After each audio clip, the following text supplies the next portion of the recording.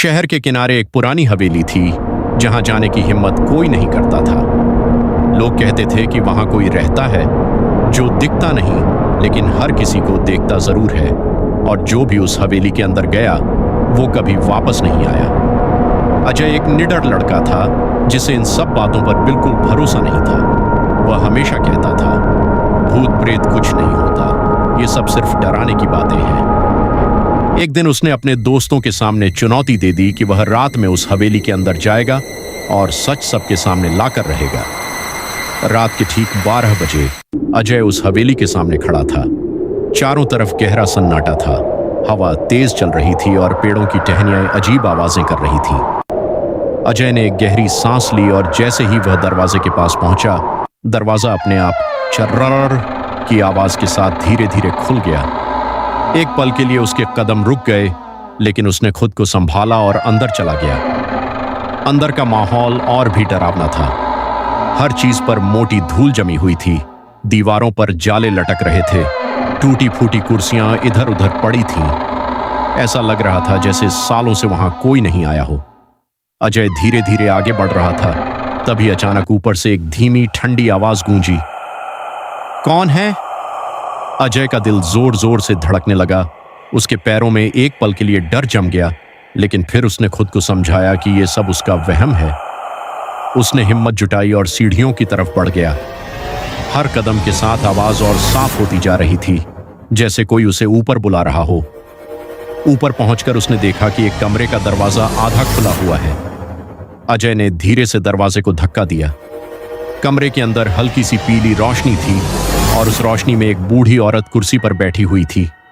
उसके सफेद बाल बिखरे हुए थे, चेहरा झुर्रियों से भरा था और उसकी आंखें सीधा अजय की तरफ टिकी हुई थीं। अजय का गला सूख गया, वह कुछ बोल नहीं पा रहा था। तभी वो औरत धीरे से मुस्कुराई और बोली, तुम बहुत देर से आए। उसकी आवाज में एक अजीब सी ठंडक थी। अजय घबराकर बोला, मैं अभी आया हूं। औरत की मुस्कान और गहरी हो गई। उसने धीरे से सिर हिलाया और कहा, नहीं, मैं 20 साल से तुम्हारा इंतजार कर रही थी। अजय के चेहरे का रंग उड़ गया, वह धीरे धीरे पीछे हटने लगा। तभी अचानक कमरे का दरवाजा जोर से बंद हो गया। लाइट टिमटिमाने लगी और कमरे का माहौल और भी डरावना हो गया। अजय ने डरते हुए फिर से उस औरत की तरफ देखा, लेकिन अब वो कुर्सी पर नहीं थी। अजय की सांसें तेज हो गईं। वह इधर उधर देखने लगा। तभी अचानक उसे अपने कान के पास किसी की ठंडी सांस महसूस हुई। अब तुम आ गए हो। अजय ने झटके से पीछे मुड़कर देखा और वो औरत उसके बिल्कुल पीछे खड़ी थी। उसकी आंखें अब चमक रही थीं और उसका चेहरा पहले से कहीं ज्यादा डरावना हो चुका था। अजय चिल्लाना चाहता था, लेकिन उसकी आवाज जैसे उसके गले में ही अटक गई थी। कमरे में अंधेरा बढ़ता जा रहा था। औरत धीरे धीरे उसके करीब आई और बोली, 20 साल पहले एक लड़का यहां आया था, वो तुम ही थे। अजय ने घबराकर सिर हिलाया, नहीं, ये झूठ है। औरत जोर से हंसी। उसकी हंसी पूरे कमरे में गूंजने लगी। तुम यहां पहले भी आ चुके हो, लेकिन इस बार तुम यहां से जा नहीं पाओगे।